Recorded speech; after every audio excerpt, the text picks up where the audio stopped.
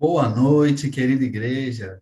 Boa noite, você que nos visita e nos acompanha em nossas redes sociais. Sejam todos muito bem-vindos a mais um culto no lar da Primeira Igreja Batista no Andaraí. Aqui quem vos fala é Rodrigo Menezes e eu quero agradecer a Deus pela oportunidade de mais uma vez poder compartilhar com vocês aquilo que ele tem falado ao meu coração. Quero aproveitar a temática do mês dos namorados, essa temática que fala sobre o amor, e compartilhar com vocês o que Deus fala de forma tão especial sobre esse sentimento, naquilo que Deus se revelou sobre o amor. Creio eu que o amor de Deus é infinitamente mais, mas naquilo que ele se revelou, é como se Deus estivesse apenas acenando com a mão assim, ó. E naquilo que ele se revelou e nós conseguimos compreender, é esse amor que nós vamos falar essa noite. Mas existe ainda muito mais a ser revelado de Deus sobre esse amor e que nós não temos capacidade, nesse momento, de entender e compreender. Mas vamos falar nessa noite daquilo que Deus se revelou e de como esse amor aperfeiçoa o meu coração e o seu coração. Esse é o tema dessa noite, o amor que aperfeiçoa os nossos corações. Quero convidar você a abrir a sua Bíblia na carta do apóstolo Paulo aos Coríntios, 1 Coríntios, 1 Coríntios, capítulo 13, do versículo 4 ao versículo 10. 1 Coríntios, capítulo 13, do versículo 4 ao versículo 10. Vamos ler nesse momento? O amor é paciente e bondoso.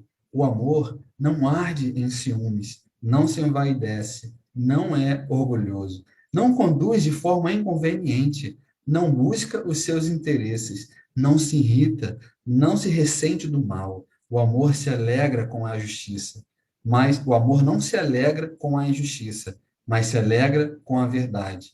O amor tudo sofre, tudo crê, tudo espera e tudo suporta. Vamos orar nesse momento? Senhor meu Deus, Senhor meu Pai, graças te damos, Pai, por estarmos aqui hoje, podendo falar de tão imenso amor. Graças te damos, Pai, porque tivemos a oportunidade de aceitar a Jesus Cristo, o teu Filho, Pai, que foi entregue por amor a todos nós. Deus, te agradeço porque olhando para a minha família, olhando para a minha vida, é possível ver o teu amor no meio de nós.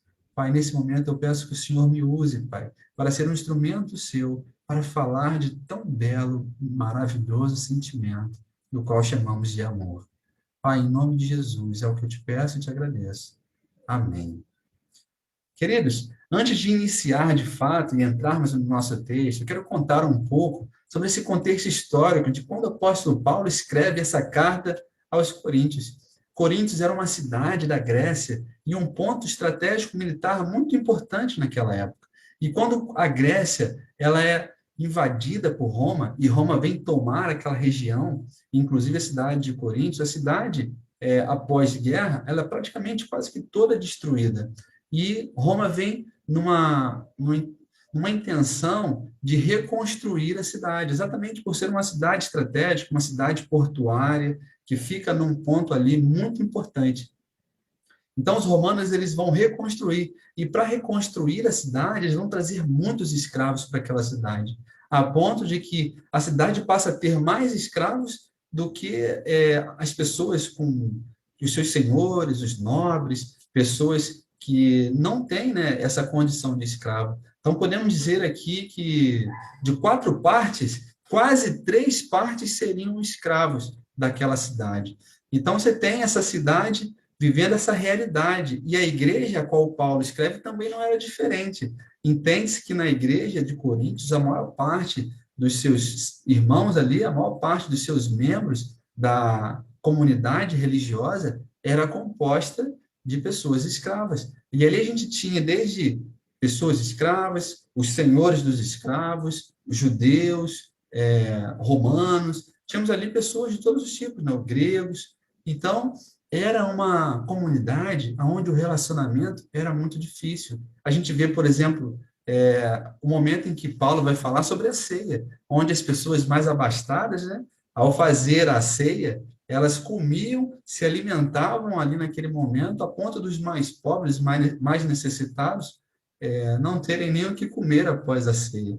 Então, Paulo aproveita no momento que chama a atenção da parte doutrinária, mostrando o objetivo primordial da ceia, que era lembrar de Cristo, ele chama a atenção também desse ponto, para que as pessoas mais abastadas possam se relacionar, possam ali olhar um para o outro com um olhar de misericórdia, um olhar de amor, um olhar de igualdade, porque como pode um senhor, dono de um escravo, sentar no mesmo banco que o seu escravo? Como pode um senhor, dono de um escravo, comer na mesma mesa e no mesmo momento que o seu escravo? Como pode um romano, que tinha essa ideia de ser o superior, porque o momento do império era um momento de domínio sobre as outras sociedades, e o romano era quem dominava, como pode o romano se relacionar com um grego, ou se relacionar com um judeu, ou com um escravo? Então, esse relacionamento dentro da igreja era algo muito intenso, além também das questões culturais, por entendimento do que seria o amor, né? É, tinha muito forte a questão dos gregos, e esse é um fato interessante. Normalmente, a nação que domina sobre a sociedade tem a sua cultura imposta sobre aqueles que estão vivendo sobre o domínio do seu opressor. E a gente vê a cultura grega, por mais que os gregos tivessem sido dominados pelos romanos, a cultura grega ela também acaba tendo muito destaque, muita importância naquele patamar, naquela relação. E a cultura grega ela não perde o seu lugar. O normal seria que o romano, com a sua cultura, viesse e ela se sobressaísse sobre o grego, mas isso não aconteceu. E o grego continuou sendo a cultura e até a língua falada, a ponto de dividir junto com o latim, que é a língua do romano, de igual para igual. A gente vai ver no contexto da história que chega um momento que as igrejas elas se dividem em igreja que fala o grego e igreja que fala o latim. Mas isso é conversa para um outro momento. Então vamos nos atrelar hoje a falar desse amor.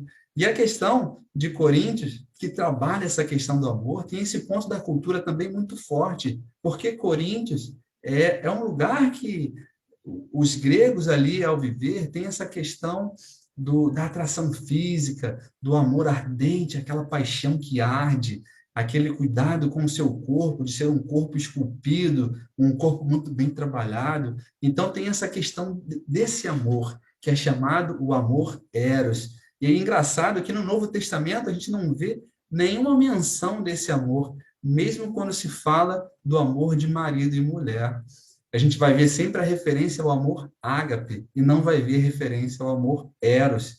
Eros é o nome que o grego tinha para o Deus do amor. Talvez seja por esse motivo que, ao redigir, ao escrever a Bíblia, a palavra de Deus, os autores, durante a escrita do Novo Testamento, não utilizem dessa palavra para fazer referência ao amor. Eles vão usar o ágape. Esse é um dos motivos, né? Temos muitas outras ideias, muitos outros argumentos para defender essa hipótese. Mas a gente tem aqui também, além do Eros, que é o deus do amor do grego, temos aqui o Cupido, o famoso Cupido, muito visto no Dia dos Namorados, um Cupido com arco e flecha, que atinge o coração. Cupido é o deus do amor para a cultura romana. É uma figura muito usada até nos dias de hoje. Então, quando você vê lá o desenho do Cupido, não se engane, o Cupido é a referência ao deus do amor da cultura romana. E a gente tinha dentro da igreja todos esses desafios, né? Todas essas questões, a fala de Paulo sobre imoralidade sexual, porque eram pessoas que se relacionavam com várias pessoas ao mesmo tempo, essa questão da paixão, desse amor corporal, do amor sexual, era algo muito intenso para eles. E o cristianismo traz essa ideia de o homem só tem uma só mulher, a família é composta pelo homem e mulher. Então, o cristianismo vem trazer toda essa ideia que confronta, que bate de frente com o que eles estavam acostumados a viver. E o apóstolo Paulo vem falando sobre isso com eles. E aqui, como primeiro ponto, eu quero destacar para vocês que o amor, ele aperfeiçoa a confiança. Na primeira parte aqui do nosso versículo, versículo 4, ele vai dizer assim: o amor é paciente e bondoso, o amor não arde em ciúmes, não se envaidece e não é orgulhoso.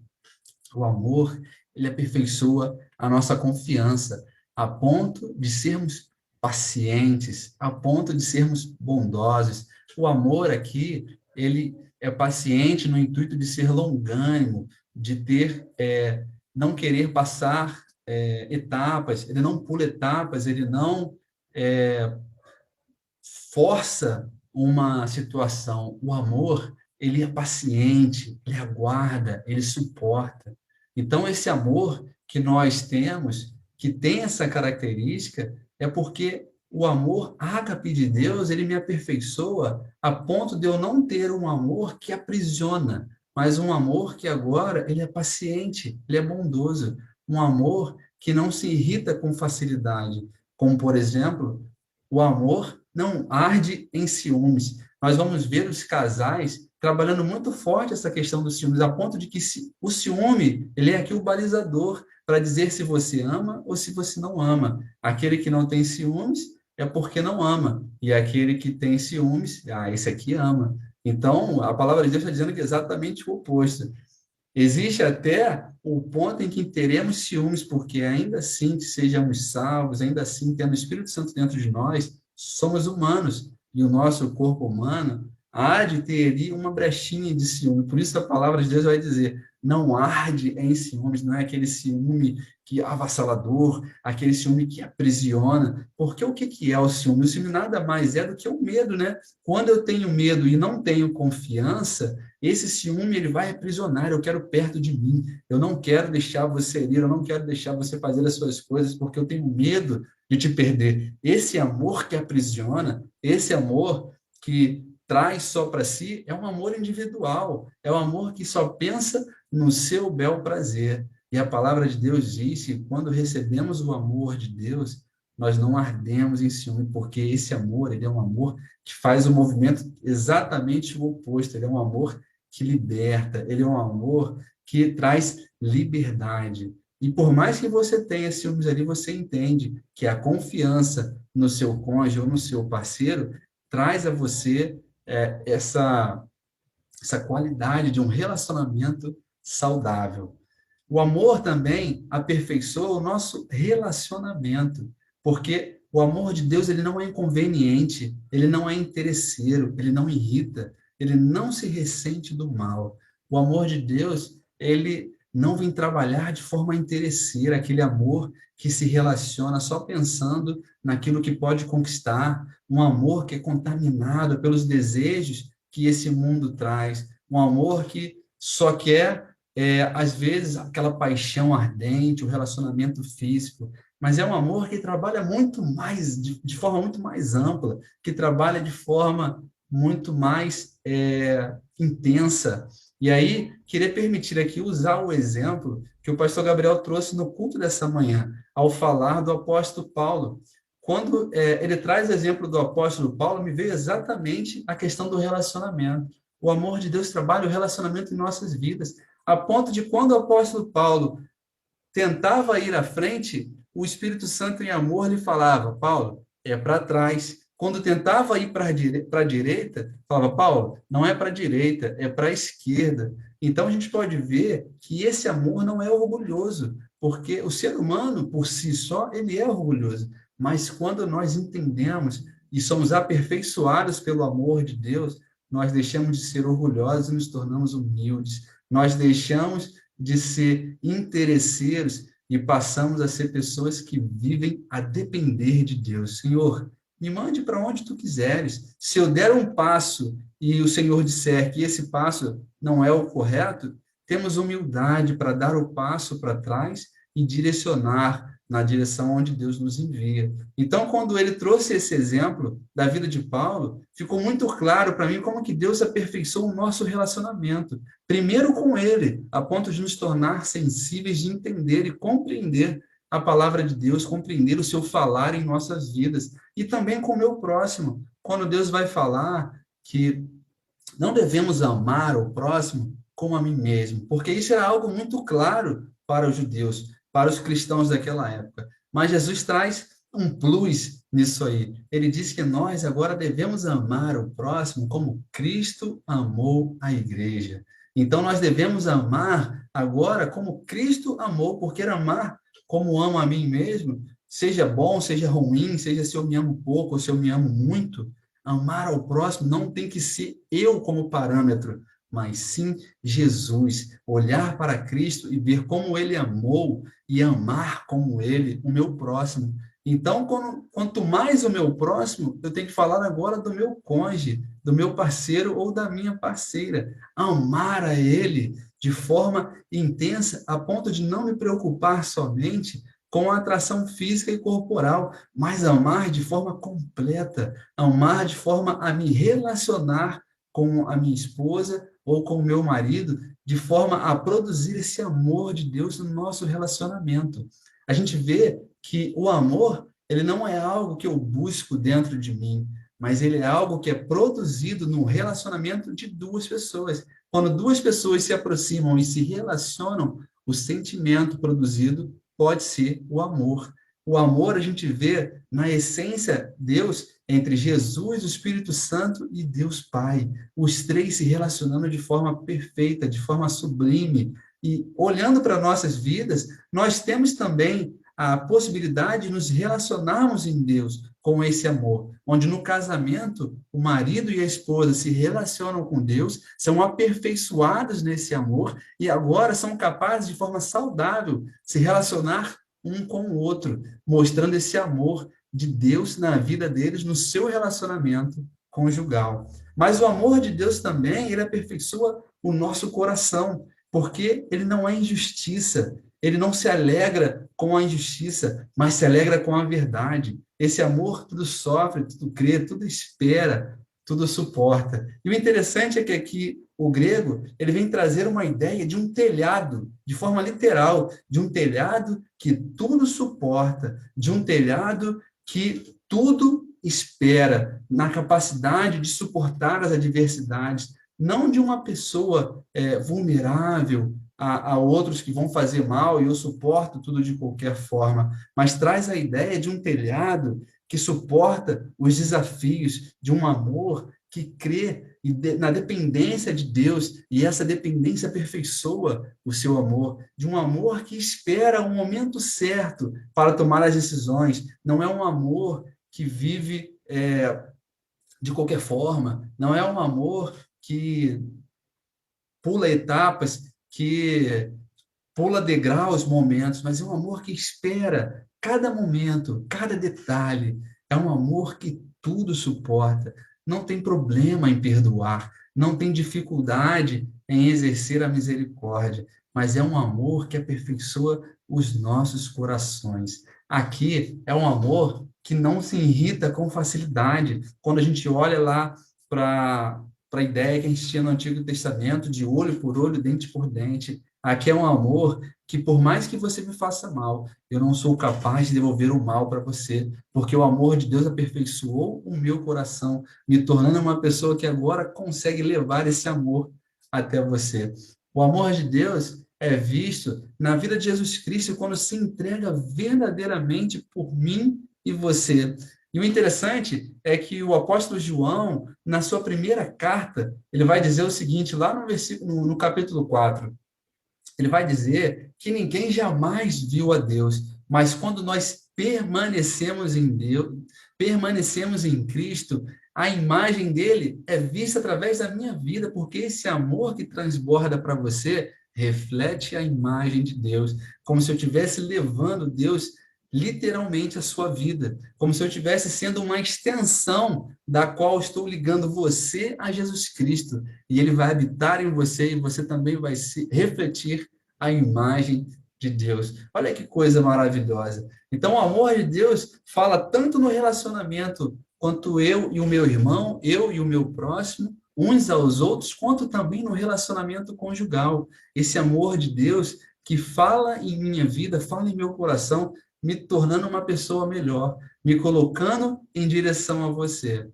Então, que você possa levar essa palavra de amor para a sua vida, para o seu relacionamento, seja no seu trabalho, seja na sua vida com seus amigos, familiares, seja na sua vida conjugal. Que você permita que o amor de Deus, que o ágape, entre no seu coração e aperfeiçoe você, aperfeiçoe o seu coração para se inclinar diante de Deus amando ao seu próximo, ao seu irmão, ao seu familiar, amando a todos de forma intencional, de forma a mostrar a imagem de Deus nas suas vidas. Quero agradecer a Deus a oportunidade de estar aqui e mais uma vez compartilhar com todos vocês essa grande palavra que Deus trouxe ao meu coração. Que a graça e a paz do Senhor Jesus Cristo estejam com todos nós essa noite e tenhamos todos uma excelente semana na presença de Deus.